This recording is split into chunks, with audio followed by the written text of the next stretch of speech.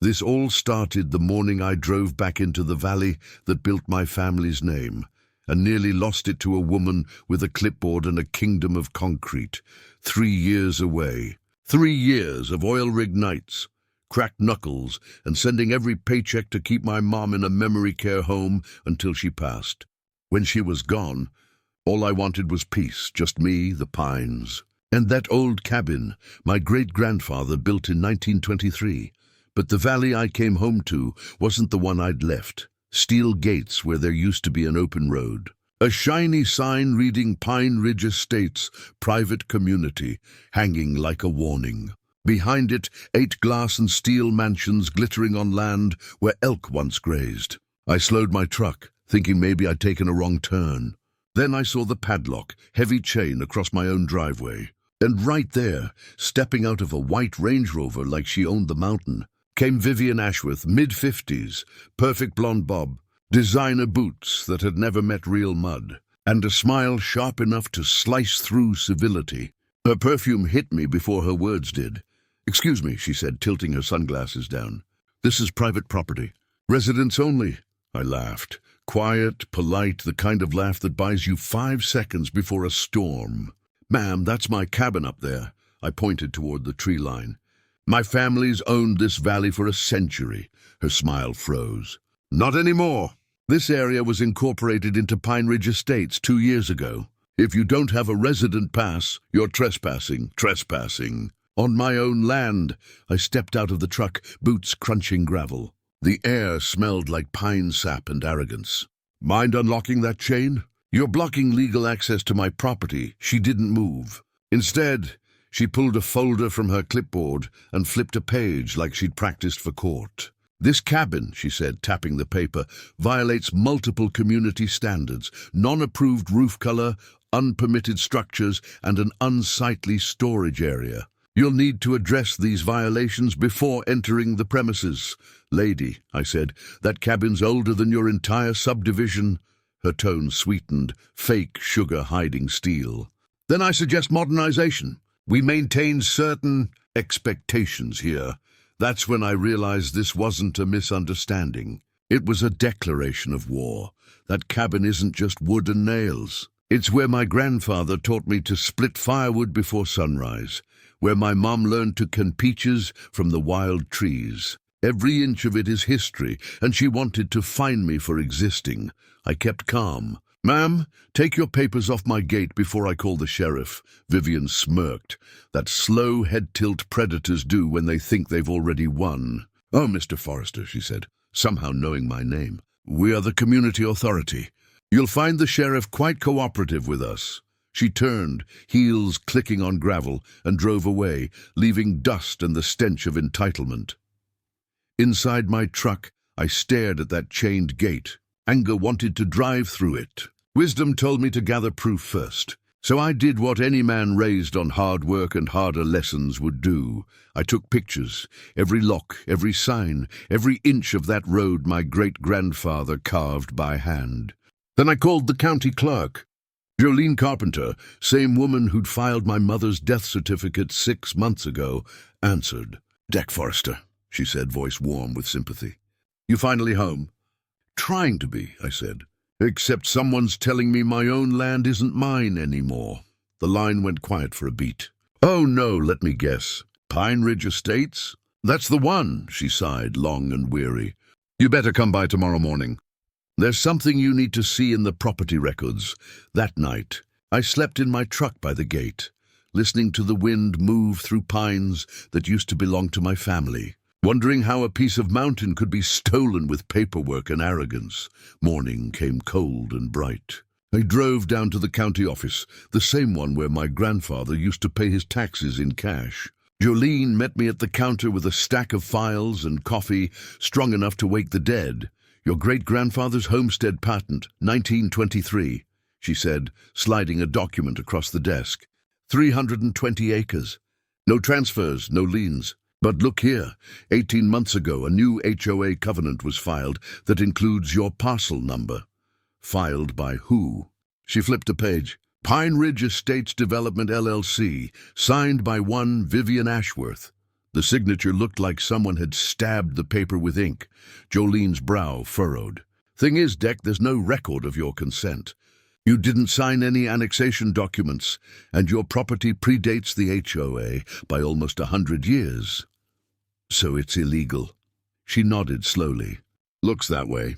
But they've got lawyers and influence. You'll want to get proof before you make noise. When I got back to the valley, the chain was still there, but this time a bright orange envelope hung from it. Notice of violation. 47 infractions listed in bureaucratic language that barely disguised the insult. Non-compliant exterior, unapproved materials, unsightly vegetation, wildflowers. She was fining me for wildflowers. I sat on the tailgate of my truck, letter in hand, staring up at that silvered roofline peeking through the pines. My great-grandfather's work, my mother's memories, my future, and somewhere up there in one of those glass mansions, a woman named Vivian Ashworth believes she owned it all. I crumpled the letter, stuffed it in my pocket, and looked down the valley road where the sunlight hit the ridge just right. You picked the wrong mountain, lady, I muttered. This land fights back. The next morning, I drove straight to the county office before the fog had even lifted off the mountains. Jolene had already pulled the records she mentioned, and when she spread them across her desk, I saw what real theft looked like, done not with crowbars or guns, but signatures and seals. Deck, this covenant wasn't properly notarized, she said, pointing to the bottom of the page. See this line? Your parcel was added manually after the filing date. That's fraud if someone tried to enforce it. My stomach sank. So they forged my inclusion. She nodded grimly. Looks that way. And if you want to fight it, you'll need documentation and witnesses. Don't just yell at them, outsmart them. Outsmarting an HOA Karen wasn't exactly my life's plan, but it was about to become my full-time job. Back up at the cabin, I hauled the chains off my own gate with a bolt cutter.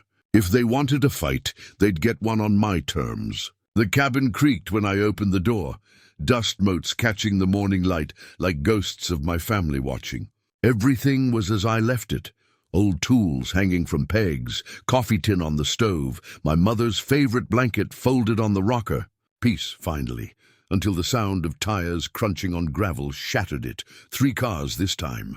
Vivian's white Range Rover leading, followed by 2 other luxury SUVs. She stepped out like she was leading an expedition, clipboard in hand, and 3 HOA board members trailing behind her. "Good morning, Mr. Forrester," she said, voice all false cheer. "We're here for your architectural compliance inspection." I leaned on the porch railing, mug of coffee in hand. "Funny, I don't remember inviting you. The HOA has full authority to inspect all properties within community limits." "Then it's a good thing this isn't part of your community," she blinked, taken aback. "Excuse me?" "You filed your covenant illegally," I said. "No consent, no jurisdiction. You've got no more right to be here than a trespasser." Her jaw tightened. "We'll see what our legal department has to say about that." They started taking photos anyway. My truck, the cabin, even my firewood pile. The sound of shutters clicked like insects. I let them. Patience is a learned art, especially for someone who's worked around heavy machinery that can kill you if you rush. That afternoon, I went into town and bought 6 trail cameras, motion-activated night vision sound recording. Colorado's a one-party consent state. Every word they spoke on my property from now on would belong to me. Within 48 hours, those cameras started paying off. At dawn 2 days later, I caught them on footage. Vivian and 2 board members sneaking around my cabin with flashlights, whispering like kids up to no good. "We need more documentation," Vivian said in the recording. "Get photos of everything. Roofline, the septic area, even his tools. The more violations, the better our leverage. Leverage." That one word made my blood boil. The next day, my mailbox exploded with more violation letters, unapproved structures, improper landscaping, hazardous materials storage. They even cited my grandfather's outhouse as a health risk. But I smiled when I opened them, because now I had them committing crimes on tape. Instead of calling the sheriff right away, I decided to let the rope get longer. I wanted to see how far Vivian would go. Sure enough, 2 days later, a county health inspector showed up at my driveway looking uncomfortable. "Got a complaint," he said. "Alleged contamination from your septic system. Come on in," I said. "Bring your testing kit." "You'll like what you find." He ran the tests, looked at the results and shook his head. "Deck, this system's cleaner than most new builds. Whoever reported this either doesn't understand plumbing or is lying." I handed him a USB drive with selected footage. "You might want to see who's been filing complaints." He called me that night. "We're forwarding this to the county attorney. False reporting's a criminal offense." The following morning, Vivian returned with another set of cars, this time bringing a local news crew. I stood on the porch, watching her play the concerned citizen act for the cameras. "Our goal," she said into the microphone, "is simply to ensure community safety and environmental responsibility." When the reporter turned to me, I held up my phone, displaying one of the trail videos. "You might want to include this in your story," I said. "The part where your source trespassed on my property and fabricated environmental complaints."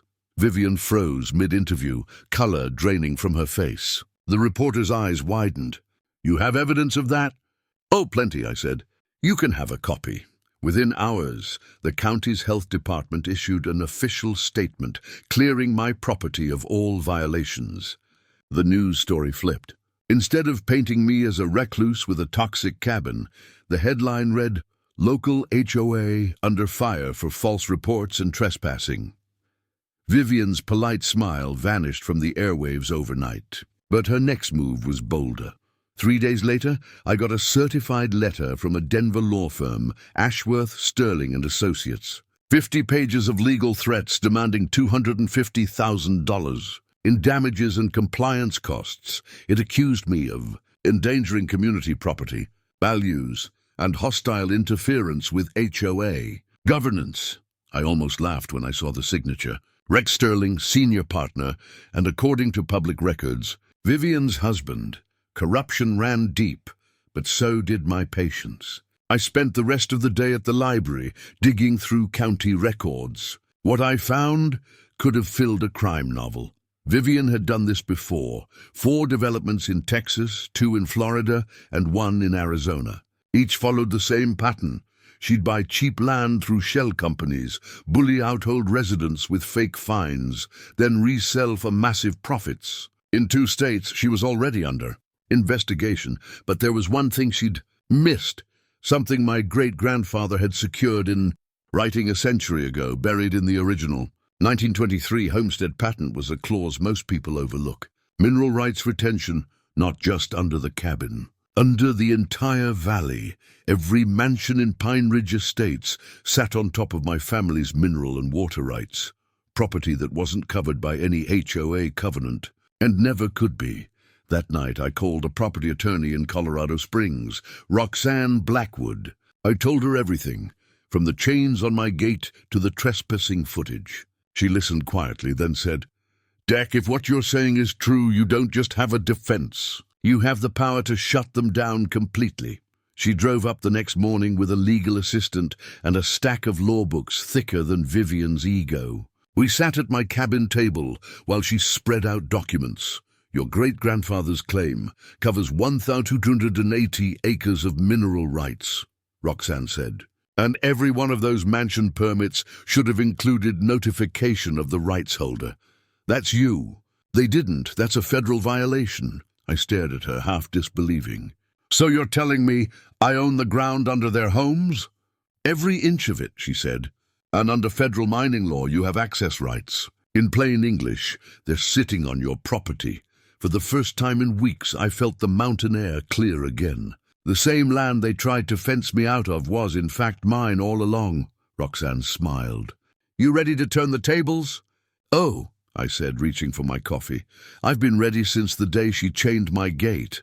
We filed an injunction the next morning, challenging the HOA's authority, freezing all enforcement, and demanding a full financial audit. It was time for the Queen of Pine Ridge to face a reckoning. The morning the helicopters came, the mountain felt different, alive, like it knew justice had finally climbed its way up the ridge. Their echo rolled through the valley, shaking pine needles loose as black SUVs lined the manicured streets of Pine Ridge Estates. By 8 a.m., the HOA's empire looked less like a neighborhood and more like a crime scene. From my porch, I watched as federal agents in windbreakers moved with quiet precision. One of them waved up toward my cabin, a friendly nod that told me everything was going according to plan. A week earlier, Roxanne had warned me this day was coming. The FBI, the IRS, and the EPA had all coordinated a joint investigation, built on the foundation of every document, every photo, every second of footage I'd gathered.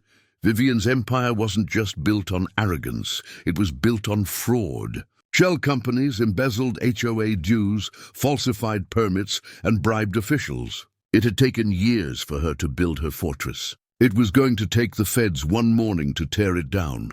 I poured my coffee and sat back in the creaking chair my grandfather built, watching the parade of justice wind its way through the valley.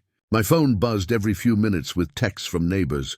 "They're arresting her!" And Viv's lawyer husband just got cuffed. And one from Earl, the county health guy. "Deck, this is wild. The FBI just hauled the commissioner out in handcuffs. Thought you'd want to know." By noon, the valley was crawling with agents, and for once, it wasn't my cabin under scrutiny. It was Vivian's marble palace at the far end of the ridge. She came out of her house surrounded by cameras, yelling something about government overreach and unlawful. Persecution. The woman who had chained my driveway shut now had her own wrists, wrapped in federal bracelets. But the story didn't end there. Roxanne called that afternoon from Denver, her voice humming with barely contained satisfaction. "Deck, it's bigger than we thought. The raids in Texas, Arizona, and Florida, same operation. $18 million in fraudulent transactions. And Vivian's name is on every document. You didn't just take down a crooked HOA. You cracked open a national fraud ring. For a man who spent most of his life fixing broken machinery, hearing that felt like the sweetest repair job of all. A few days later, federal prosecutors held a press conference. "This is the largest HOA fraud case in U.S. history," the lead agent announced. 43 families defrauded, multiple state officials implicated, and over $20 million recovered for restitution. My name wasn't mentioned, but that was fine by me. The mountain knew. When Vivian's trial started 3 months later, Roxanne insisted I be there. The courtroom was packed with reporters, victims, and a handful of homeowners who'd finally realized what kind of empire they'd been paying into. Vivian looked nothing like the Queen of Pine Ridge now. The blonde bob was gone, replaced by dull gray roots. Her designer suit had been traded for an orange jumpsuit and a public defender who looked like he'd rather be anywhere else. The judge didn't hold back. She read through every charge: fraud, racketeering, bribery, conspiracy, harassment, and falsifying government records. Vivian sat motionless, jaw tight, hands clasped. When the sentence came, the room went silent. "Mrs. Ashworth," the judge said, voice calm but merciless, "you turned the American dream of community into a nightmare of corruption. You preyed on trust, weaponized authority, and destroyed lives for profit. This court sentences you to 25 years in federal prison and orders restitution of $69 million. Vivian's mouth opened, but no sound came out. The woman who had once threatened to ruin me couldn't even speak in her own defense. As marshals led her away, she turned once, eyes wild, searching the crowd until they found me. "You think you won, Forrester?" she shouted, voice cracking. "You've ruined everything." I just nodded. "No, ma'am, I fixed it." The courtroom erupted in flashes of camera bulbs, reporters whispering words like historic, justice, closure. But I wasn't thinking about any of that. I was thinking about my mother, about my grandfather, and about the valley finally breathing free again. Months passed. The media storm faded, and the mountain went back to being quiet, just the way it liked it. The federal restitution fund paid back every family who had been scammed. And the Pine Ridge Estates development was restructured into something real. A community run by the homeowners, not ruled by them. The mansions that had once scarred the hills were now powered by solar panels, their manicured lawns replaced with native wildflowers. The creek ran clear again. The air smelled like pine, rain, and something I hadn't felt in years, peace. One evening, Silas Huckabee, my 73-year-old neighbor and the valley's unofficial historian, stopped by with 2 mugs of coffee. He sat on the porch rail and grinned at me. "Heard the commissioner got 8 years," he said. "Judge called him a disgrace to public trust. Guess this valley finally cleaned house." "About time," I said, sipping coffee. We sat in silence for a while, watching sunlight slide down the ridgeline. The wildflowers my mother planted decades ago had come back on their own, dotting the hillsides with yellow and purple. Nature doesn't hold grudges, it just reclaims what's hers when given the chance. "Funny thing," Silas said. "Viv used to say she wanted this place to look perfect. Guess she finally got her wish." "Looks perfect to me," I laughed, a deep, honest sound I hadn't made in months. "Yeah," I said, looking out across the valley. "Perfect." Before he left, Silas turned at the bottom of the steps. "You ever think about selling, Deck?" "Could retire anywhere now," I shook my head. "My great-grandfather built this place by hand. My mom spent her last good years dreaming of coming back here. This land's got our name carved into it. I think I'll stay right here." When he drove off, I stayed on the porch until the stars came out. The valley was quiet, except for the steady hum of crickets and the soft whisper of wind through pines. I thought about everything that had happened, the arrogance, the greed, the lies, and how something pure had survived it all. The mountain doesn't forget who truly owns it. It just waits for justice to find its way home. I raised my mug in the dark, toward the ridge where the mansions once stood, and said softly, "Here's to you. Mom, the valley's free again." Then I sat back, listening to the night reclaim the silence that people had tried so hard to steal. The stars, reflecting off the creek below like the valley itself, was smiling. Sometimes the best revenge isn't shouting, it's peace.